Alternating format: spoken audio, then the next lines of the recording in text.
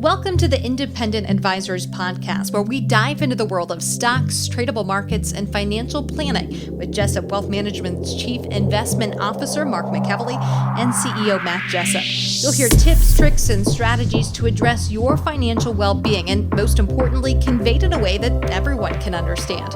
Here are your hosts, Mark and Matt. Hey everyone, welcome to episode 266 of the Independent Advisors Podcast, where Matt Jessop and I, Mark McEvilly, bring you everything you need to know from the past week in the world of financial markets and financial planning. This week, we are deviating from our normal schedule of events to welcome Mike Zaccardi to the show. Mike is a financial writer and also has his CFA and CMT designations. Mike creates written content such as articles, blogs, emails, and social media for financial advisors and investment firms. His passion is putting narrative to financial data, having expertise in thematic investing, market events, client education, and compelling investment outlooks. He relates to the everyday investor. So Mike, welcome to the show. Thanks, Mark. Great to be here. Yeah, we obviously we have shared a lot of your work on X or Twitter, whatever you want to call it, over the past several years. So we really appreciate everything you do, and think you provide some valuable insights that I think a lot of our listeners are going to find interesting today. But before we get into that discussion with Mike, we're going to quickly review the month-to-date and year-to-date performance of the major market indices that we track. This data is from YCharts, and as of the market close on August 21st. S&P 500 index up 1.8% for the month and up 17.8% for the year. Dow Jones Industrial Average up 0.1% for the month and up 8.5% for the year. The NASDAQ Composite Index up 1.8% for the month and up 19.4% for the year. The Russell 2000 Small Cap Index down 3.8% during August and up 7.3% for the year. And finally, the Vanguard All World Ex United States ETF is up 1.7% for the month and up 9% on the year. 3-month Treasury rate at 5.26%, the 2-year Treasury rate at 3.92%, and the 10-year Treasury rate at 3.79%. So Mike, kind of before we dive into what's going on in the markets right now and some of your insights, I'd love to give listeners a bit of context and background about your journey and expertise in our industry. So could you share just a little bit of info on your professional background and kind of how you got to where you are today? Yeah, for sure. So I've been doing freelance writing for about 6 years or so. Before that, and during some of that time, I was a full-time energy trader, handling had in the utilities industry, so the power markets industry in the Midwest. So wasn't like oil and gas trading, but it was trading electricity across markets. So kind of a niche area, but certainly a lot of the same principles of investing and trading stocks came into play there. So I did that for about 6 years. During that time, I also taught down here in Jacksonville at the University of North Florida a few semesters to undergrad students. Got my CFA, CMT, and then have a little bit of background doing kind of operational stuff at Deutsche Bank. Worked at Fidelity for a little bit after college. So kind of all over the place, but I feel like I've settled into what I kind of like to do, I guess, and where there's value in the market with financial writing. And so today I help financial advisors, investment companies, just get out whatever message they want to get out via the written word or other mediums. And, my followers on Twitter know I love my charts. So, it's all about telling the right market narrative in a kind of a pithy way that can, get attention, but also get the right story across. And so that's what I try and do. And I'm always reading up on markets, taking a look at charts, looking at the day-to-day stuff. But I also like, instilling some of the long-term principles of financial planning and personal finance as well. So there's the market side of what I do, and there's also the kind of, grow your wealth over time side as well. Yeah, nice. And just out of curiosity, what did you teach when you were teaching? A couple classes. One was securities analysis and portfolio management, which was a 4,000 level class. So very much into the weeds on, valuation metrics, how to manage a portfolio, uh, Sharpe ratio and correlations and all that quantitative stuff. And then I also did financial markets and institutions, which was a little bit higher level. It was a 3,000 level course, and that had to do with a lot of monetary policy, Federal Reserve type of activities, which I found more fun because I could kind of relate that more to what's going on in today's market and throw in some of my own charts to the students. And it was fun to kind of do my own thing that kind of had carte blanche with the course that I was doing. And actually, just this morning, one of my old students reached out to me, and it's always interesting to see what, it's been a few years now, and to see what these students are up to. And I feel like they've progressed a lot more than I have in my career with some of the titles they have, and so that's kind of cool. Yeah, well, not to get hung up on this specific topic for too long, but speaking about those classes that you said you just taught on fundamentals and valuations, and talking about the Fed, and a lot of what you put out on Twitter or X is charts of things. So would you say you're kind of a fundamental and technical guy, or do you lean one way or the other, and how does that kind of shape your view of the markets? Well, I was always a technician first. I did my CMT first, which talking to some folks, in the industry, I guess it's kind of rare for people to do the CMT first and then the CFA, but that's what I did. I was always very much into the day-to-day markets. Like back when I was in college, like I loved watching like Fast Money on CNBC, and we had a student managed investment fund down here at University of North Florida that I did, and that was all about keeping up with markets. And I always really enjoyed communicating finance and kind of being a weatherman up there in front of the students, showing the charts and all that. So I was very much a technician first. But after the CMT, I did that out of just pure interest. CFA was more like a personal challenge because it is a much more rigorous program. And in my opinion, I think it's widely established. It's much more reputable and recognized designation than the CMT. So yeah, it was a bear to kind of go through that whole coursework and to really refine my skills on valuation, accounting, and all the stuff they put you through with the CFA. But I knew that was important to my career, so I wanted to do that. And now I feel like I know enough to be dangerous with the fundamental stuff, and I can talk a good game and write a good game with that. But I know there's a lot smarter people than me on some of those things. But I think the value in kind of marrying the two, the technicals and the fundamentals, to drive home the right narrative is really valuable, and it's fun to do that too. Yeah, for sure. Well, kind of leading us into our next topic, I want to talk a little bit about interest rates and the Fed. What's your take on the Fed waiting until, at least what we think right now, is cutting rates in September? And are you a guy that uses the yield curve as an indicator of a recession or a bear market that's coming up? I know that 2022, some people, depending on who you talk to, say we had a recession already, and some people said that we did not. So where are you at in terms of your research and your views on, an upcoming recession? Yeah, so yeah, definitely we're going to have our first rate cut in September. We can take a look at the Fed fund futures and see where that's going. I put out a chart kind of regularly showing the change in the expected Fed funds rate on Twitter a lot. And that's in the bag. Now, the thing with the Fed, though, is right now it's like none of what they're doing, I think, should come as a surprise, because basically their policy is to be, the term data dependent. So they're not going to be forecasting anything beyond what they put out in their summary of economic projections, which we'll get an update to next month when they meet. So they're not trying to get ahead of the curve at all. So they're going to be reactionary by definition.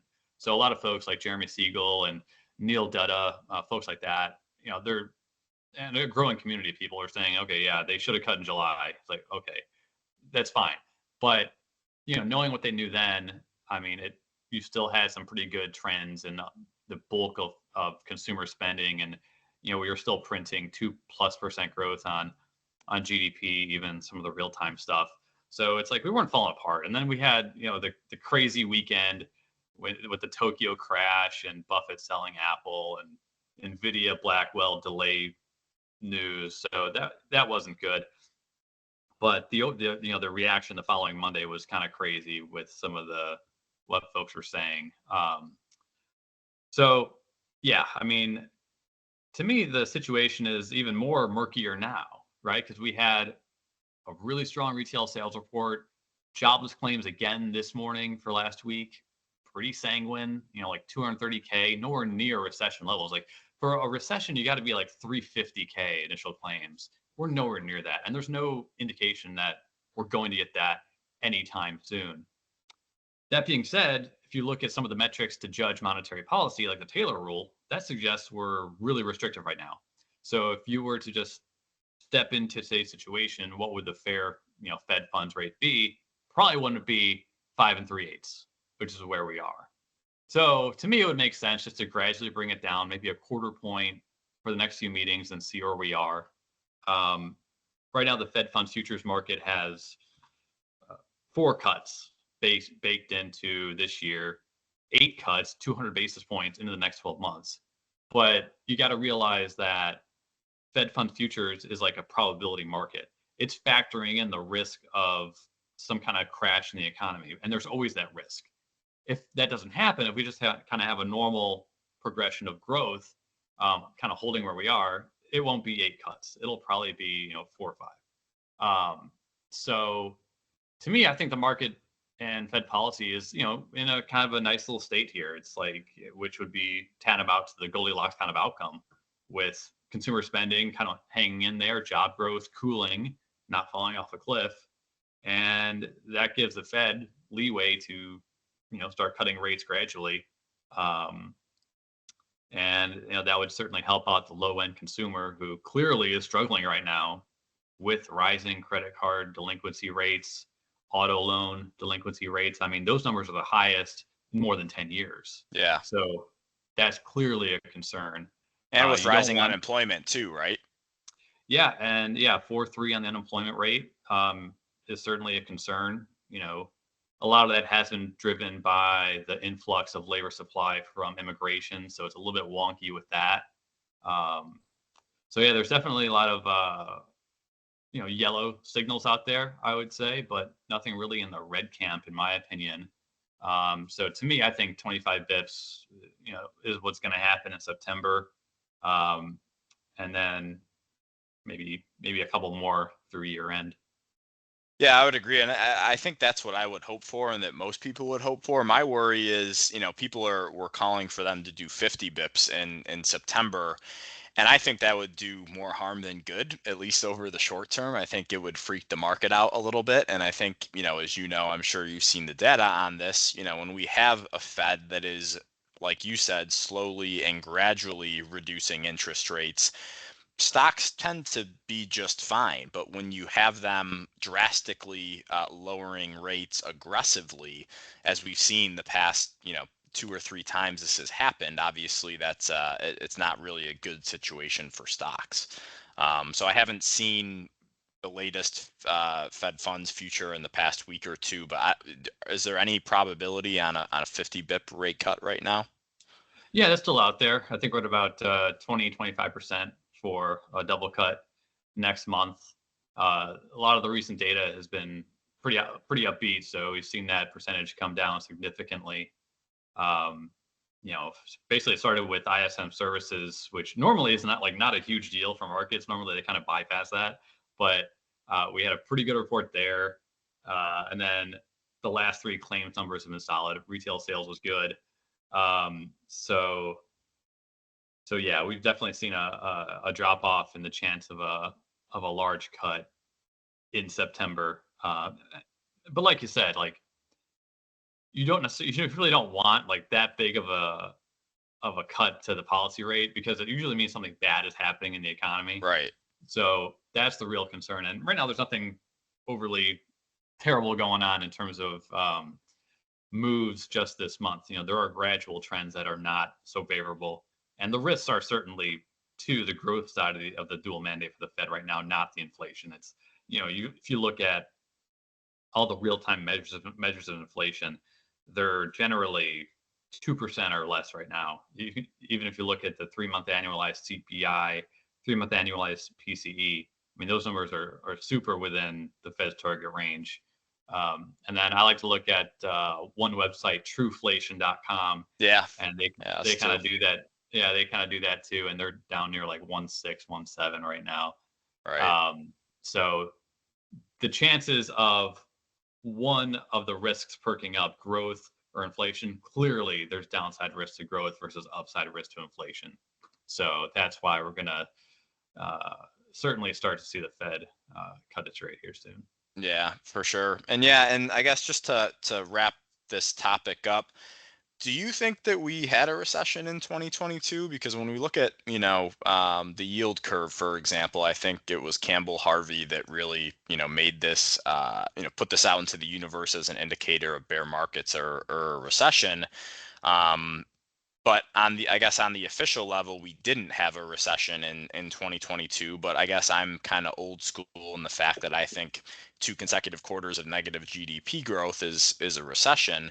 I know there's a lot more that goes into it than that. But, if we get to this point over the next couple of months where the yield curve kind of uninverts, and we were kind of close to that a couple of weeks ago, does that spell doom and gloom for the market? No, not really. And here's why. So, like you said, we had those 2 quarters of negative growth, which meets the technical definition of a recession.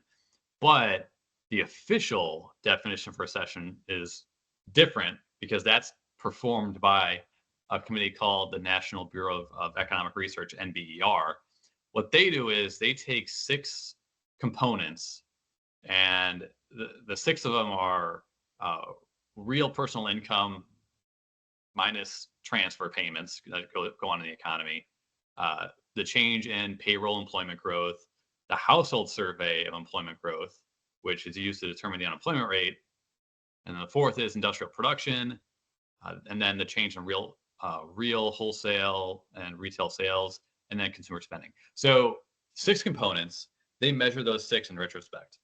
And those have all been positive in the last few years. If you look at the change from the end of 2021, all 6 of those are still positive. So that's why they never came out and have called it a recession. They might determine that a recession started in this past July, but we won't know that until quarters after the fact. And the length of recession could be very short. Like in 2020, we had a 2-month long recession. So the yield curve has been inverted now for the longest period that it has ever happened without a recession being called. So it's just one indicator of a lot that could kind of hint at a possible recession. But a lot of these have been inaccurate, like at least so far. Yield curve, what the leading economic index has been saying, PMI reports, which have been broadly negative for a few years now. And now we can toss in the SOM rule as well. So it's just one of many indicators. It was just so wonky the way things worked during and after COVID, with the massive immediate shutdown in consumption, and then the heavy stimulus, not to mention the influx of immigrants in the last few years. So, Yep. I mean, I don't think there was really a recession then. Not that I have really strong feelings on that, and I don't think we'll see like an NBER recession for that period. But it's very possible that the group could call the current period the start of a recession. So we'll see how that transpires. Yeah. Moving on to our next topic. Back in just a week ago, I believe, you had a tweet that kind of outlined or alluded to the best factors and sectors to be invested in the market after a first rate cut. And I think it was Nicholas Brown that gave you credit for this on Twitter. But there were kind of 2 graphics. One, the best factors for a rate cut, and it shows performance prior to the first rate cut during a cutting cycle, and then after. And then the same thing with the S&P 500 sectors, and we'll have Jenna throw these up on the YouTube video for everybody that's watching. But could you kind of just walk us through these two graphics and just kind of verbalize what we're looking at here? Yeah, so there's a lot of talk about, what goes on leading up to the first rate cut and then what happens after. For portfolio managers, that makes a big difference in, where to position things for the kind of short and intermediate term. So kind of what we're looking at here with the best factors for a Fed cut chart, looking at some of your kind of Fama French type of things, and then just more broadly, stocks and bonds. So what we're looking at here is, let's take a look at value versus growth. So the dark blue, we see there's not a whole lot of change leading up to that first Fed rate cut. Maybe value kind of outperformed a little bit in the 3 and 6 month prior. And then afterwards, value does a little bit better, perhaps. There's not a lot of signal there, in my opinion. Small caps versus large caps.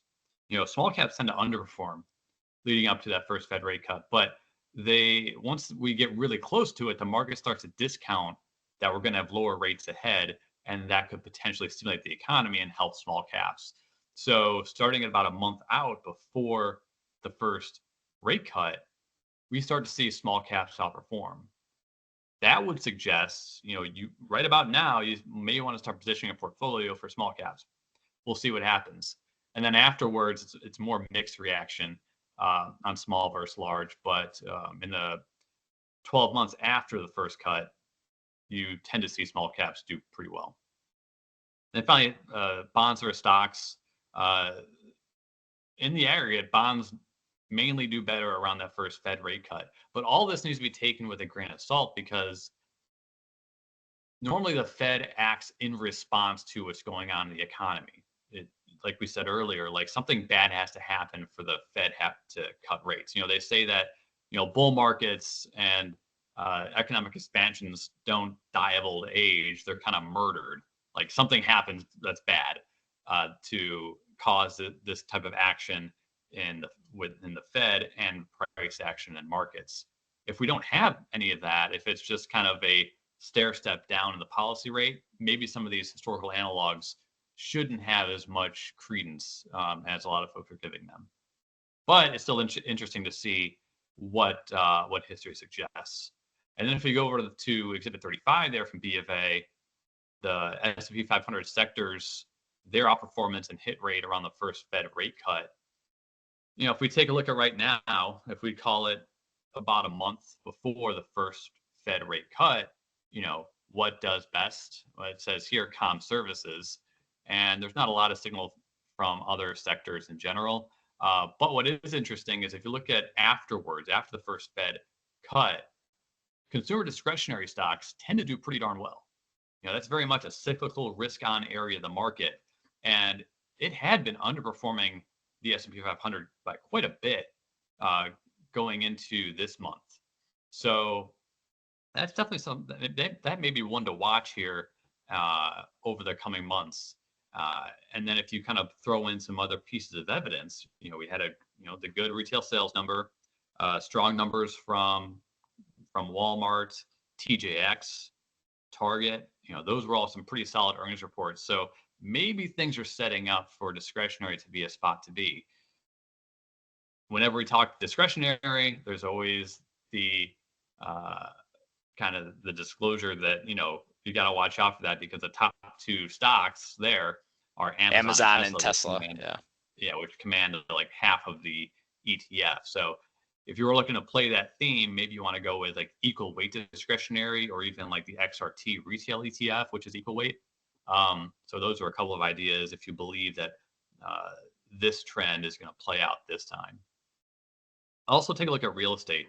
That's just been an embattled sector for the last 3+ years after COVID, with the rising levels of CMBS defaults and corporate real estate having its problems. Definitely been underperforming. But if we get a rate easing cycle, that could be one of the leading areas going out 6 or 12 months. And we have definitely seen a pickup in real estate relative strength, along with utilities, in the last couple of months, as kind of the AI fervor has been kind of wiped away from the market. And actually, EPS estimates for AI related companies are actually on the way down now in terms of their expected growth rates. So it kind of backs up this market rotation theme that we've seen in the last couple of months.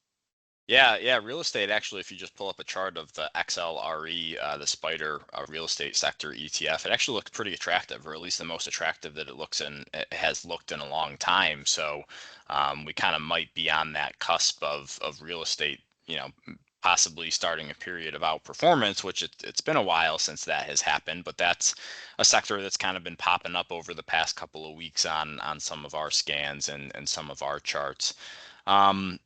Really quick, Mike, obviously was only what 3 weeks ago where we had a pretty big sell-off in the markets intraday, and markets fought and clawed back just to be down 3% on August 5th. What do you make of that steep sell-off we had a few weeks ago, and then the quick rebound we've had almost back to the highs in the S&P 500? I think Matt and I talked about this on the podcast a couple of weeks ago, but the pace and the speed of information is just so much quicker in today's day and age, and with technology and people having access to their trading accounts right on their phone and being able to place those trades after they see something on Twitter, speeds cycles up. But what do you make of kind of the quick drop and then pop back in the markets? Yeah, I mean, I pretty much agree with all that. I think it's just today's markets, information flows so freely, and even on a Sunday night, not only do we have futures that we can take a look at, but we have 24/7 in the 24/7 trading in the crypto market. So we can see that if there's liquidation going on in Bitcoin and the like, it's probably not going to be a good session ahead for risk assets. So yeah, it's just how fast things move now, and that's definitely a reality. I think going into that, there was some fervor in the markets. You look at some of the positioning and sentiment data back in July, it was definitely pretty heated. So from a technical perspective, seeing a little bit of a reset, definitely healthy. And we've come way back now. We had that 8-day S&P 500 winning streak. And what's interesting about that run is not that it was just a long winning streak, but a lot of the daily moves were pretty big to the upside. Normally it's, if you're up 8 days in a row in a bull market, it's like you're gaining, 0.2% a day or something. But there were plenty of 1% plus days there. So folks poured back in, and they poured back into a lot of what was working in the first half. We saw Nvidia go from $90 a share up to 130. SMH, the semiconductor ETF, similar move. And good performance still from some of the cyclical areas and sectors. So yeah, people bought the dip really quick, but at the same time, like as a technician, now we have a kind of a line in the sand to watch. Like we see that prior low, and we're in a dicey period of the year. If you look at August through early October, it's definitely a time when the bears can definitely come out hunting. And I would not be surprised to see some kind of retest of that low in the next handful of weeks, just based on kind of where we are seasonally. And what caused that, I have no idea. But to come out of this period over the next 2 months unscathed would be a little bit of an anomaly historically. If you look at the past 4 Septembers from 2020 to 2023, they're all in the red. We've seen notable pullbacks in the last 2 years during this period. So it's just kind of that sketchy time of year. So anything could happen. And definitely once we get into the back half of October through year end, that's an incredibly bullish period, especially during an election year. So, the history would suggest volatility between now and early October, and then a rally up to year end. So we'll see how it plays out. Anyone will have a crystal ball on that topic. And, that's just kind of my take on what might happen. Yeah, it lines up pretty similarly to what we have been preaching to our clients and talking about on this show is expect volatility between now and the election or a week or two before the election, but typically you do get that nice relief rally after we know who the next president is. And I think also I really admire the work that Jeff Hirsch does over at Stock Traders Almanac with his presidential cycles. I find that extremely helpful, the information that he puts out. So I'm not a fan of predictions or asking people for their predictions, but I guess to phrase it in a little bit of a different way to wrap up here, you know, where are you putting money to work over the next, between now and the end of the year and the first half of 2025 with all the data that you have and everything that you use to create your market thesis?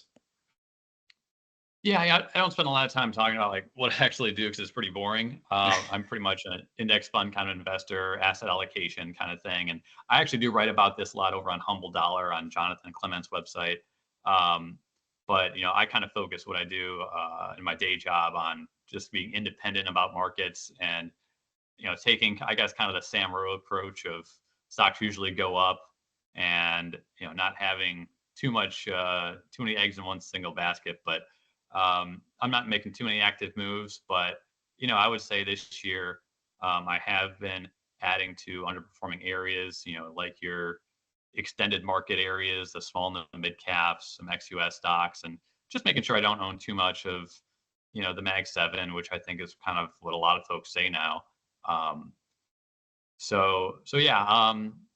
One thing I think any investor is going to have to deal with, of course, though, is what to do with cash if we see money market yields indeed come down, 1.5 percentage points or so in the next year.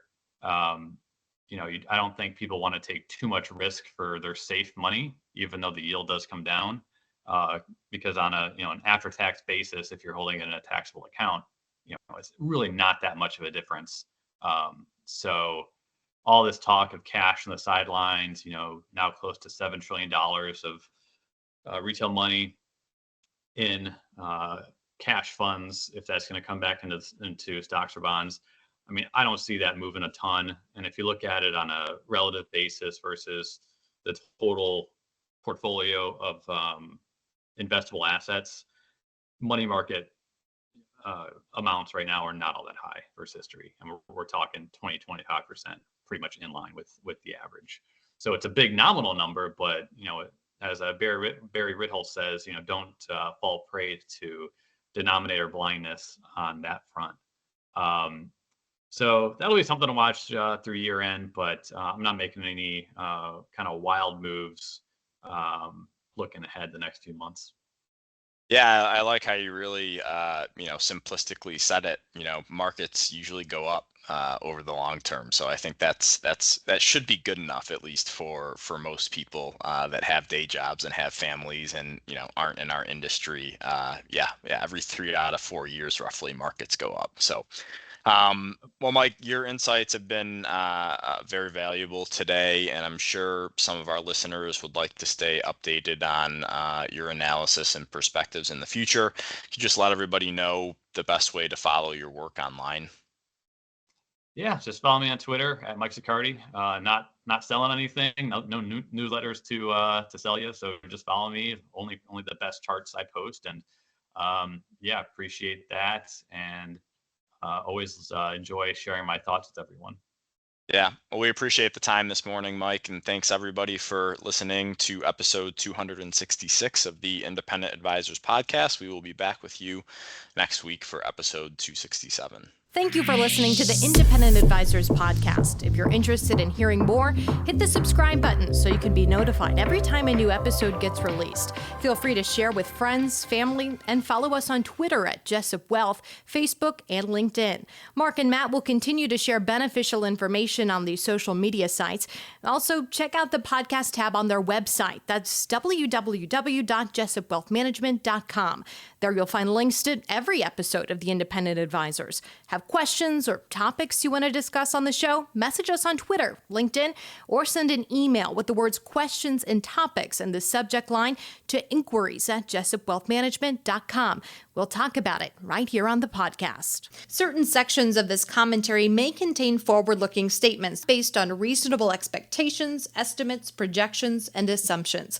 Forward-looking statements are not guarantees of future performance and involve certain risks and uncertainties which are difficult to predict. All indices are unmanaged and are not available for direct investment by the public. Past performance is not indicative of future results. This podcast is provided for general informational purposes only and does not constitute either tax, legal, or financial advice. Although we do go to great lengths to make sure our information is accurate and useful, we recommend you consult a tax preparer, professional tax advisor, financial advisor, or lawyer regarding your specific circumstances. Investing involves risk, including the loss of principal. No strategy can guarantee any objective or goal will be achieved.